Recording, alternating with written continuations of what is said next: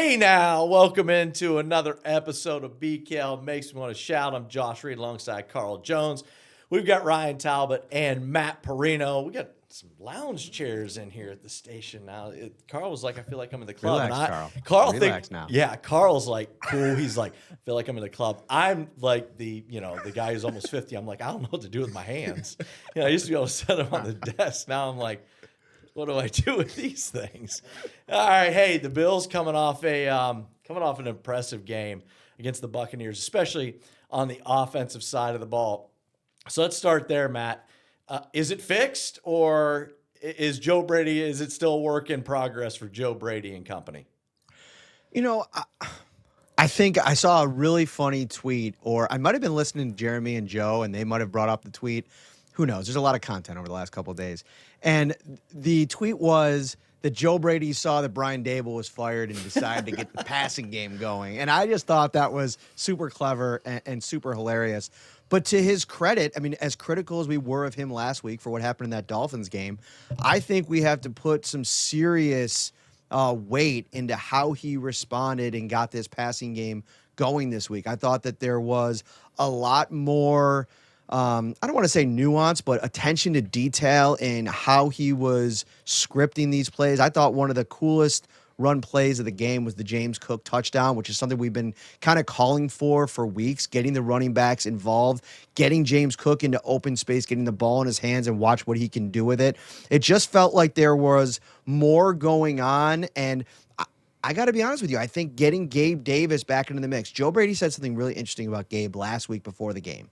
Is like, if you remember the first go around when Brady took over, Gabe was like on a roller coaster, right? One week he'd have 100 yards. One week he wouldn't have a target. And what Joe said he liked so much about Gabe is that you would never know in the locker room which one of those games had just happened because of the way that he approached his role. And so I think adding a guy like that back into the mix, who's not going to demand any kind of certain amount of attention. It's felt at times, I know we're going to get into the Keon thing in a minute, where the Bills have felt in their passing games, they've had to force the ball to Keon Coleman, their second-round draft pick, and it felt like there was a little bit of freedom this week with him on the bench, and that's just coincidental based on what happened with him off the field. But I think Joe Brady did a really good job, and I think also this is a good run defense, a good pass defense in Tampa Bay. Obviously, playing on the road is tough. But I think that the Josh Allen fireworks show in the passing game is still in there, and it's a reminder that maybe the Bills haven't lost their fastball when they need it. Hey, I like the play that you point out, and Ryan, I want to get your thought on this because there were two plays that I'd like to add to that. How about Ty Johnson and finally involving him in the pass game? I mean, that's something that, I think everybody's kind of been waiting for. We heard in the offseason Josh Allen say, best third down back in the league, and we just hadn't seen any of that. The other one is, it's such a throwaway play at the beginning of the game. Mecole Hardman goes deep down the field. I mean deep down the field, and Josh just unloads it, right? It was an incomplete pass. So on the surface, whatever, it's an incomplete pass.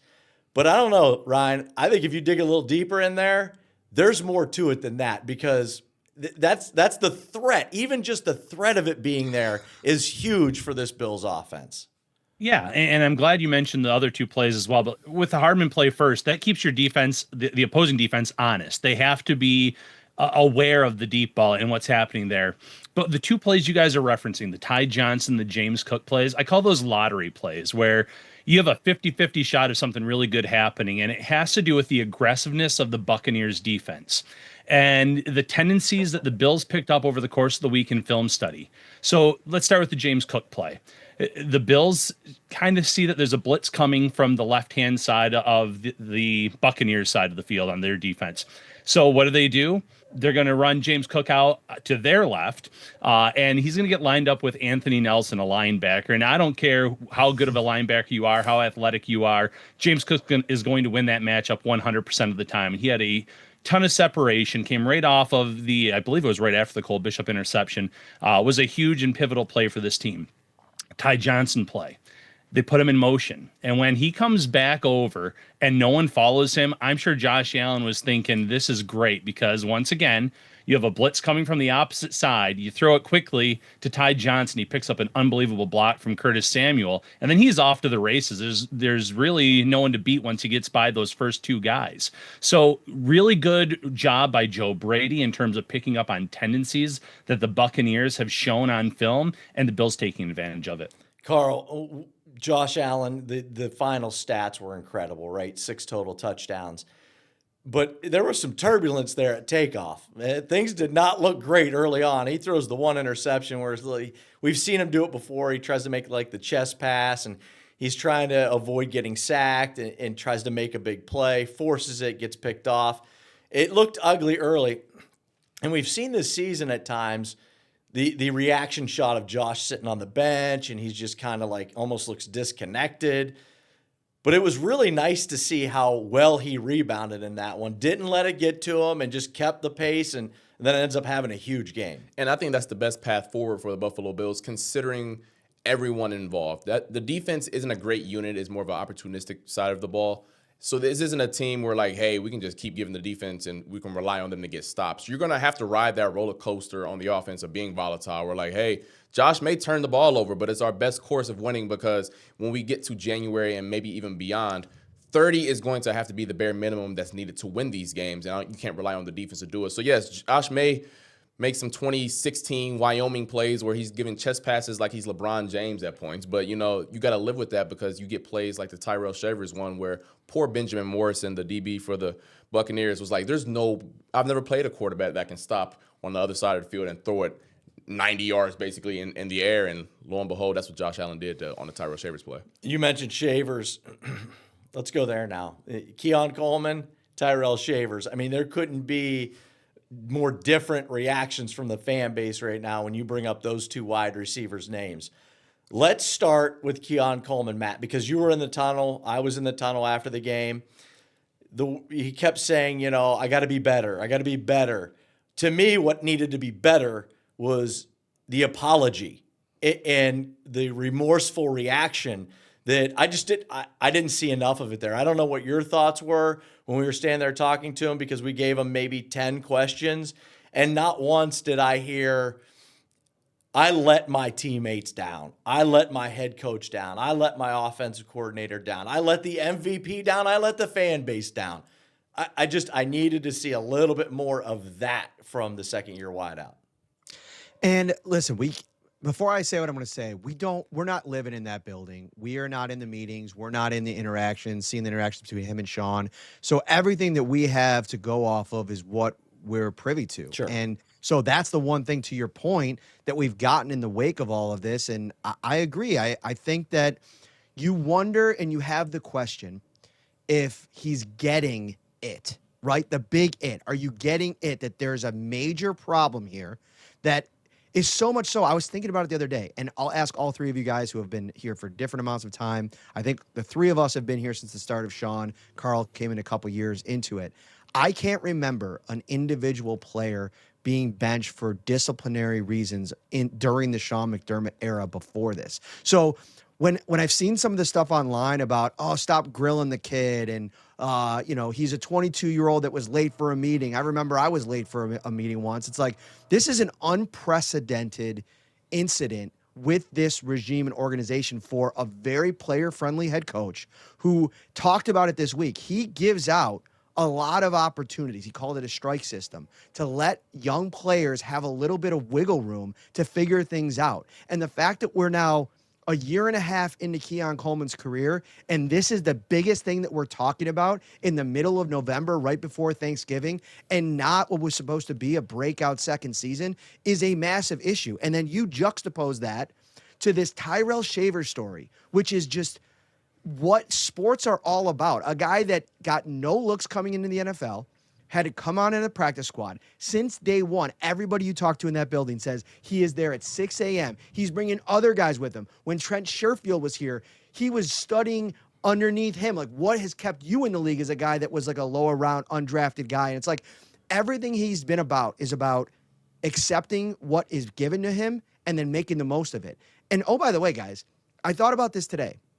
And maybe it was the video that went out from his performance last week, where he's kind of doing the dance after one of the first downs, and it made me think of Mac Hollins. He's playing all 4 special teams. He's leading the team at wide receiver in snaps. He's not saying a thing about wanting more. Like, he is this year's version of Mac Hollins, and this just might have been his real big breakout performance. And I think everybody's saying the same thing. Like, they want more Shavers. The Bills, players, coaches, and fans. Ryan, you know the hard work stuff. That's a great story. All the special teams. You know what helps? 4 catches, 90 yards, and a touchdown. That goes a long way to making you one of the fan favorites, right? 4 catches, 90 yards, a touchdown, and about 6 yards of separation on those receptions, which that's been a huge storyline for this team, the lack of separation, the inability to get open. And, the touchdown came on kind of a scramble drill where Allen said he had 2 reads that were open. He just didn't like them enough to throw it that way. And then he scrambles around a little bit. Shavers sees it, gets open deep in the end zone, and makes a play on it. Yeah, this is what sports are all about, these fan favorite stories. And I go back, how many times have we had a camp darling actually go on and have a performance like this? There's the Rod Streeters, the Tanner Gentrys, Andy Isabellas that we've had over the years in Buffalo, where the fan base has clung to those guys. But then come regular season, they either don't get elevated, they don't do much when they're on the field. This is a story where Shavers is now, as Matt mentioned, leading the team in wide receiver snaps, playing in all 4, special teams, offense, you name it, and now he's making plays. And after this performance, you're going to see more opportunities come his way, and I'm excited to see what he can do with them. Wide angle lens, Carl. Look at this wide receiver group. Mecole Hardman comes in. You get Gabe Davis getting active and made a couple of plays. We talked about Streeter. Yeah, there you go. We talked about Shavers. We talked about Keon Coleman, some of the issues there. When you look wide angle lens on this wide receiver group, what do you make of it right now? Better than it was 2 weeks ago. I think that's the most appropriate way I can phrase that. It's not a great unit either. I'm not going to sit up here and say that Tyrell Shavers or Gabe Davis are world beaters by any means, but they've been more reliable or consistent than they've had early on in the year. I know they dealt with injuries with Josh Palmer. That plays into it to a certain extent. They still need to show more in terms of consistency down the field and winning those one-on-one reps, and we're going to see an opportunity this Thursday against one of, if not the best defenses in football. But I think I feel a smidgen better about this unit today than I felt maybe even leaving the Chiefs game, because that Chiefs game was mostly the tight ends that really went to work. So I feel better. Still need to see a little bit more before I'm like, all guns and blazing out. I'm rocking with the wide receivers. Sunday, the Josh, game. Yeah, what quick. you got? Yeah, this absolutely. This is a separate kind of point off of that, but I'd love to ping it around real quick, rapid fire style. If we're looking ahead to the offseason, take the results of this year out of the equation, right? And we think about what Carl just said up there, that this is it's not a great room, right? Do you think the Bills need to maybe rethink their evaluation process? And we could probably start with Carl, Josh, then Ryan, when it comes to the wide receiver position in the draft this year. And I'm talking about bringing in maybe somebody else to help evaluate this class to figure out, okay, number one, do we need to go up and trade for a guy that we think can come in here and be the exact fit that we were trying to acquire at the trade deadline in like a Jalen Warren or a Garrett Wilson? Like, do they have those people in the building right now, Carl? Because it just feels like you go back through 8 draft classes that Brandon Beane's been a part of. He's hit on 2 receivers, Khalil Shakir and Gabe Davis. And I feel like when we're talking about adding to this room, it's got to finally happen in the draft in a big way somehow. And I don't know if they have the people inside the building to get it done. What do you think? I do think they need to pour some resources early and often into the draft. I saw a chart the other day where the Bills, I believe, are dead last in the NFL over like the last 8 years in terms of resources they've used on the wide receiver position. Though the wide receiver, offensive tackle, quarterback, DN, corner, you don't find those guys on average historically beyond day one. You have to go get those guys early and often. So to make my point succinct, yeah, you need to go get those guys early, round one, and I'm sure we've been pounding the table for a wide receiver being taken for, 5-6 years now. I'm good with not taking one, and I'll tell you why. You know what worked? Stephon Diggs. That worked. And guess what you don't have to do? You don't have to evaluate a wide receiver who's going into year 4 that's already really good. These first-round draft picks where the Bills are picking, they're second-round draft picks, essentially. That's the path that I would go if I was the Bills. I would try to reinvent the Stephon Diggs deal. I would try to find a trade partner this offseason where I can go, the guy that I've loved, and you guys have heard me bring up his name, not on this show, but just in our conversations. We're going to see him this weekend, or Thursday. Nico Collins. I'm a huge fan of Nico. Nico can flat out play. And guess what? If it takes you 2 first-round draft picks to get Nico Collins, cool. Because guess what? Nico Collins fits right in that window of Josh Allen, and suddenly he takes your offense to the next level. So I know here's the thing. Drafting and hitting, the upside of that in the draft, hitting on the wide receivers, cost effective big time then. And we know that the Bills have a lot of big time contracts sitting around on that roster. So in that aspect, sure, that's definitely the way to play it. But to me, the surefire thing to do is to reinvent the Diggs trade. Yeah, and I think you have to attack the wide receiver position this offseason. I think this is a bottom 7 unit in the league, what they currently have, and that's not going to cut it in Josh Allen's prime. So you need to find someone that you think can be a difference maker. And going, Matt, to your question, do they have enough in the room in terms of the evaluations? I don't know, because most of the picks that they've made at wide receiver have been day 3 guys. So there could be someone that was pounding the table for these high first-round players, a Brian Thomas Jr., a Smith and Jigba, but we won't ever know it because they seem to always be prioritizing another position, another group for whatever reason. But this is the year that if you're not going to go out and trade for a number 1 alpha wide receiver, you do need to go out and trade up and get a guy in this year's draft where you think for the next 4 to 5 years, we can have them on a rookie deal with Josh Allen still in his prime and relive, hopefully, if you're a Bills fan, some of those Josh Allen, Stephon Diggs type of games and plays, because they don't have anyone close to that right now.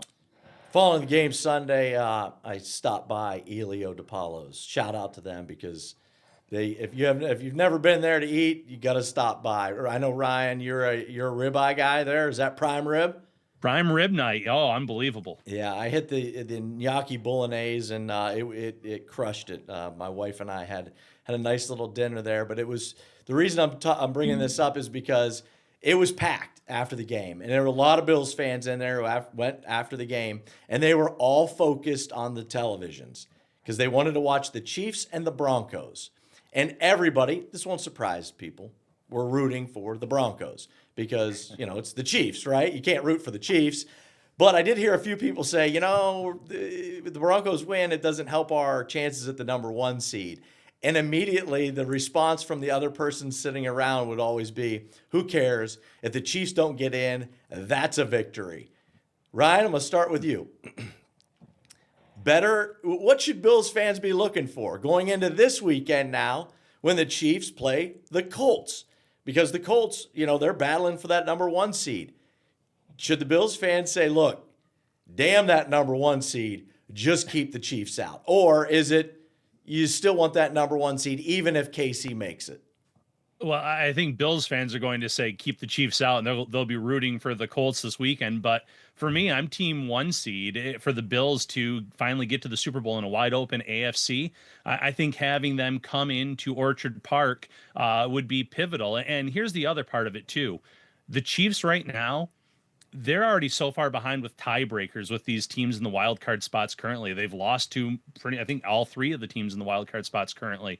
So they've dug themselves a hole. Denver looks like they're in prime position to win the division. The Chargers still have that head-to-head game there. So it's not a guarantee, but if you're asking me which one is better for the Bills, 100% getting the 1 seed to me is it, because if they're a wild card team, who knows, maybe in round 1, they're on the road against a team like Baltimore, who didn't have the best game this past weekend against Cleveland, who unbelievable defensive performance there by the Browns. But that's a tough matchup where if you're at home, you get that week off to rest and prepare for the following opponent. I think that sits a lot better if you're Buffalo. Unbelievable in Browns is something you don't normally hear in the same sentence. Matt, for the offense, right? Matt, what's your take on this?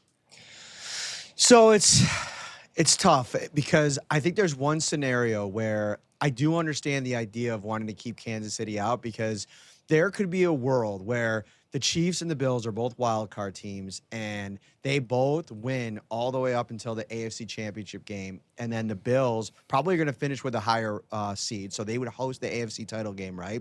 And the Chiefs would come here, and you would have two different scenarios at play. Number one, the Bills could finally kill all of those demons and knock off the Chiefs in this storybook way to finally get to the Super Bowl with Josh Allen. Or the Chiefs could win and tie the unbreakable record of becoming the second team in NFL history to go to 4 straight Super Bowls. And that's like a badge of honor that Bills fans hold. So I think I understand wanting to keep Kansas City out, but I do think that the 1 seed is attainable for the Bills. I mean, sitting here at 7 wins behind a couple of 9-2 teams, I think that the issue is if you look at the Indianapolis Colts, their schedule is, it's pretty tough, actually. They're going to probably lose some games. They play Seattle on the road. They host the Niners. They play the Jags twice, the Chiefs, the Texans twice. These teams are going to beat up on each other a little bit as well. The Chargers and the Chiefs and the Broncos are all going to be playing. So I think you just let that all play out. If you're the Bills, you've gone on heaters before, and we talked about this on the show yesterday. I think the Bills are absolutely going to pulverize the New England Patriots in a couple weeks. But we'll save that for another time. We'll get to that a little bit later. I'm not buying in. According to DVOA metrics, the Patriots at 9-2 are the second worst team in NFL history, according to DVOA metrics. I'm just saying, we've been talking about them being a little bit of fake news. We'll see about it if they can show up in December, Carl. For me, it's easily the 1 seed for the simple fact that this Bills team is night and day at home versus the road. I mean, the offense was anemic down in Atlanta. They got killed down in Miami. And then I know they played excellent against the Panthers. But then even that Jets game in week 1, the offense wasn't firing on all cylinders. We have enough proof of concept that the Bills play much better in Orchard Park than they do on the road. And there are some schematic reasons to that. They utilize a lot of motion and a lot of checks, and it's much harder to do that when it's loud on the road. And that's why it's harder for defenses to travel, because you got to do a lot of checks and communications on the back end. So if I'm looking at just the results we've seen on paper this year, the Bills, I think, average like 6 points less per game on the road. So I don't think this team at its best is at Highmark Stadium in the inclement weather where teams have to come here and deal with all of these elements. On the road, I mean, they've shown who they are on the road. They are a team that's very volatile, and you don't know who you're going to get. Those are the 3 wrong opinions. I'm going to give you the right one. You definitely, who cares about, damn that number 1 seed.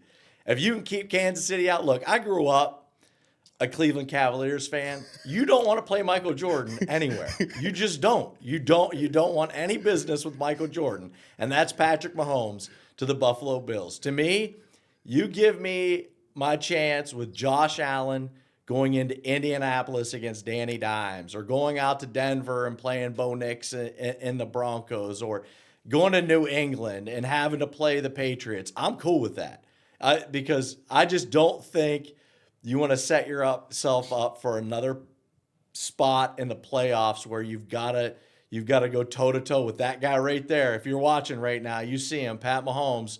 I mean, he's been there, done that, and he's been the Bills' playoff kryptonite so far. Hey, we got about 2 minutes left, guys. I want to go around the horn here. Start with Matt. We haven't touched on the actual Thursday game that's coming up, Houston Texans. What stands out about Houston? That they're not going to have their starting quarterback, who it changes the math quite a bit. I don't think this is a very good offensive line to begin with, and I think that's part of the reason that C.J. Stroud has gotten banged up a little bit. And I think the Bills' rush, which wasn't as good as it's been last week, has a chance to get right this week. We'll see how fresh they are coming out this thing. Both Will Anderson for the Texans and Joey Bosa for the Bills on the early injury report, limited in practice. I think both of those guys will have a big say in this game on Thursday night. Ryan, what say you? For me, it's the defense of the Texans. The Bills are going to have to be on their P's and Q's and make sure that they are calling the right plays and sliding the line to the right side, because this team can attack and hurt you and create turnovers in a lot of ways. So this is another really good test for Joe Brady to show that maybe the offense isn't on the roller coaster, as Josh Allen mentioned post-game anymore, and they can just kind of be smooth sailing. If you can do that against a defense like this, then I'm going to start to believe a little bit more in the offense. Surprise, surprise, I'm a guy who likes defense, and the Texans have one of the best defenses in football, and they play a brand of football that reminds you of the good old days, right? The days where they just hit you in the mouth, unapologetic about it, and they just and they go on to the next play. Will Anderson, Daniil Hunter, Derek Stingley, Alshire in the middle, they are a fantastic group. I just want to see how the Bills match up and see if they can put up a good fight. Josh Allen at Media Day said that they don't do anything crazy. It's almost the opposite of the Buccaneers. Todd Bowles would blitz on 5th down if he had a chance, right? This team rolls the ball out and just does what they do on the defensive side of the ball. Talk to Reggie Gilliam, the Bills fullback, who arguably is the toughest guy on their team, and he praised them for how nasty they are on defense, and even said that the Houston Texans defense is a lot like the Bills on offense. The other team knows exactly what they're going to try to do, and they just assume we're going to be able to do it better than you are going to be able to stop it. And that's just the game. And it should be a good one. The Bills get this one, and suddenly you're looking at either the Steelers on deck. That's another winnable game. You start piling up these wins, and we'll see then, Matt, you kind of brought it up. The pressure then starts to mount on the New England Patriots, and maybe we do find out if they are fool's gold. Guys, this was awesome. Carl, Ryan, Matt, I'm Josh. Thanks for watching and listening to BKL. Makes me want to shout.